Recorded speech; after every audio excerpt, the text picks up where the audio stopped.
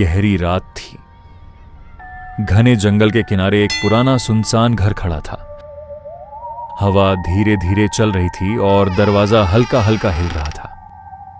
उस घर को लोग खून वाला घर कहते थे।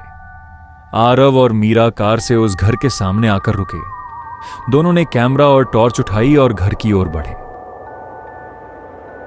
मीरा ने धीरे से कहा कि लोग कहते हैं यहां कोई साइको किलर रहता था। आरव मुस्कुराया और बोला कि यह सब अफवाह है, हम सच पता करेंगे। जैसे ही वे घर के गेट के अंदर गए, पीछे से गेट अपने आप बंद हो गया। दोनों एक पल के लिए चौंक गए। चारों तरफ अजीब सा सन्नाटा फैल गया। आरव ने टॉर्च जलाई और दरवाजा खोला। अंदर धूल और मकड़ी के जाले थे। दीवारों पर पुराने खून जैसे निशान दिखाई दे रहे थे। मीरा ने कैमरा चालू किया और वह इस जगह की रिकॉर्डिंग करने लगी। तभी ऊपर की मंजिल से कुछ गिरने की आवाज आई। दोनों ने एक दूसरे की तरफ देखा। आरव धीरे धीरे सीढ़ियों की ओर बढ़ा और मीरा उसके पीछे पीछे चलने लगी। सीढ़ियां चढ़ते समय हर कदम की आवाज गूंज रही थी, जैसे कोई और भी ऊपर चल रहा हो। ऊपर पहुंचकर उन्होंने एक लंबा अंधेरा गलियारा देखा। गलियारे के अंत में एक दरवाजा थोड़ा खुला हुआ था। अचानक वह दरवाजा अपने आप बंद हो गया।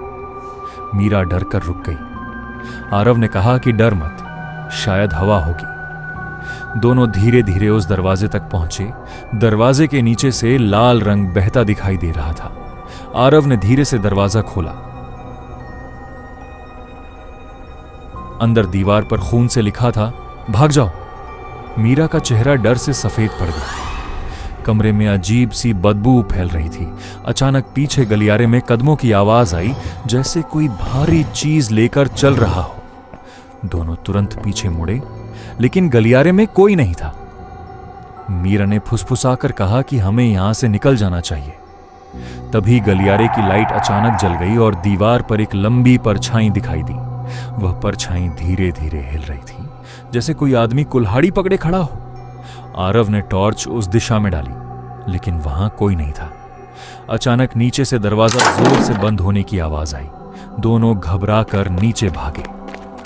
जब वे नीचे पहुंचे तो मुख्य दरवाजा अंदर से बंद था। मीरा ने हैंडल घुमाया, लेकिन दरवाजा नहीं खुला।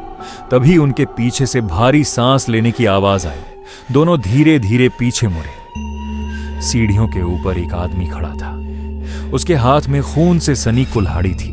उसके लंबे बाल चेहरे पर झूल रहे थे और आंखें पागलों की तरह चमक रही थी। वह धीरे धीरे सीढ़ियां उतरने लगा। हर कदम के साथ लकड़ी चरमराने लगी। मीरा डर कर पीछे हटने लगी और उसका कैमरा अभी भी रिकॉर्ड कर रहा था। आरव ने पूछा कि तुम कौन हो? वह आदमी मुस्कुराया और बोला कि मैं रघु हूं, इस घर का मालिक। उसकी आवाज अजीब और ठंडी थी, जैसे वह बहुत समय से किसी का इंतजार कर रहा हो। अचानक वह तेजी से उनकी ओर दौड़ा। दोनों अलग अलग दिशाओं में भाग गए। मीरा एक कमरे में छिप गई। उसकी सांस तेज हो रही थी। कमरे के बाहर कदमों की आवाज पास आती जा रही थी। दरवाजे के सामने कोई रुक गया। दरवाजे की दरार से कुल्हाड़ी का ब्लेड दिखाई देने लगा और मीरा कांपने लगी। उधर आरव किचन में छिपा था। उसने एक लोहे की रॉड उठा ली। तभी पीछे से आवाज आई, मुझे पता है तुम कहां हो। आरव ने पलटकर देखा। रघु ठीक उसके पीछे खड़ा था। उसकी आंखों में पागलपन भरा था और वह धीरे धीरे मुस्कुरा रहा था। मौका देखकर आरव भागा और मीरा को ढूंढने लगा। कुछ देर बाद मीरा कमरे से बाहर आई और दोनों गलियारे में मिल गए। पीछे से रघु की चीख सुनाई दी। वह फिर उनका पीछा कर रहा था। दोनों घर के पीछे वाले दरवाजे की ओर भागे। दरवाजा आधा टूटा हुआ था। आरव ने पूरी ताकत से उसे धक्का दिया। दरवाजा अचानक खुल गया और दोनों अंधेरे जंगल में भाग गए। पीछे घर के अंदर रघु खड़ा उन्हें देख रहा था। कुछ देर बाद सब शांत हो गया। जंगल में सिर्फ हवा की आवाज थी।